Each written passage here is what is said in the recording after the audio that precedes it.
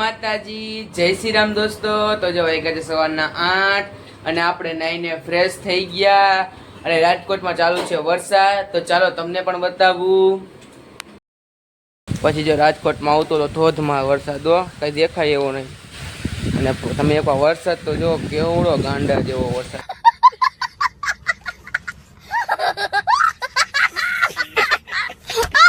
તો ભાઈ હજી જો બપોરના વાગ્યા છે 11:30 અને હજી વરસાદ ચાલુ જ છે। વરસાદ રહ્યો નથી, વરસાદ ખાલી થોડોક ધીમો પડ્યો છે।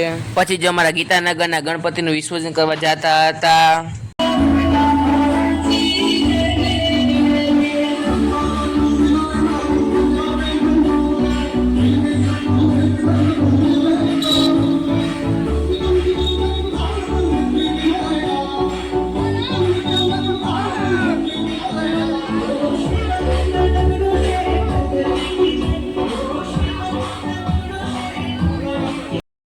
જો પછી આપણે બે ગયા દાબેલી ખાવા માટે અને અડધી દાબેલી ખાધી પછી તો યાદ આવ્યું કે વ્લોગ બનાવવાનો રહી ગયો। પછી ફરીથી વ્લોગ બનાવી પછી દાબેલી દેખાડી દીધી હો।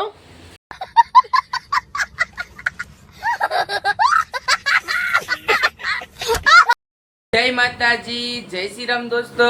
તો જો વાગ્યા છે સવારના 8:30 અને આપણે નાઈને ફ્રેશ થઈ ગયા અને આજે પણ રાજકોટમાં વરસાદ ચાલુ જ છે કાલની જેમ।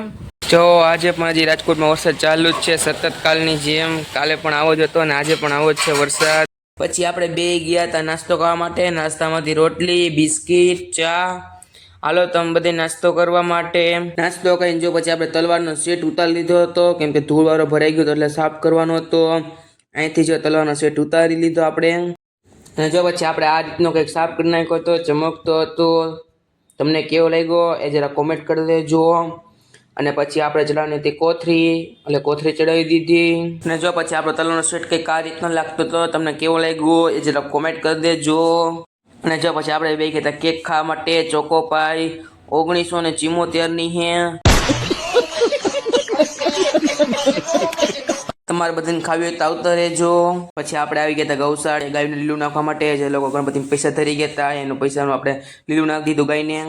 ये दिल तुम बिन कहीं लगता नहीं हम क्या करें। અને જો પછી આપણે લેવા હતા બ્રેડ કેમ કે આજે બનાવવાના છે પકોડા। તમને બધાને ભાવે કે નહીં એ જરા કોમેન્ટ કરી દેજો। અને જો મમ્મીએ મૂકી દીધું કુકરમાં બટેટા બાફવા માટે। જો પછી આપણો વ્લોગ જોતા હતા આમ બધા ફેમિલી સાથે બેન જોતા હતા। તમે પણ જોજો અને આપણી ચેનલમાં થોડાક જ સબસ્ક્રાઈબર ઘટે છે તો તમે જલ્દી 100 સબસ્ક્રાઈબર પૂરા કરાવી દો। પછી જો મમ્મીએ બટેટા ફોલી નાખ્યા હતા। પછી આપણે આ બ્રેડને હવે ભરી દઈએ મસાલા સહિત। આ રીતની જો આપણે 3-4 પીસ તો ભરાઈ દીધા। તો જો આપણે બધી બ્રેડની અંદર મસાલો ભરી દીધો છે। હવે એને આપણે ચણાના લોટમાં કરી એ પછી તેલમાં તળી નાખીએ। પછી જો હું લેવો તો ઉનો રમવા માટે અને ઉનો રમતા કોને કોને આવડે એ જરા કોમેન્ટ કરી દેજો।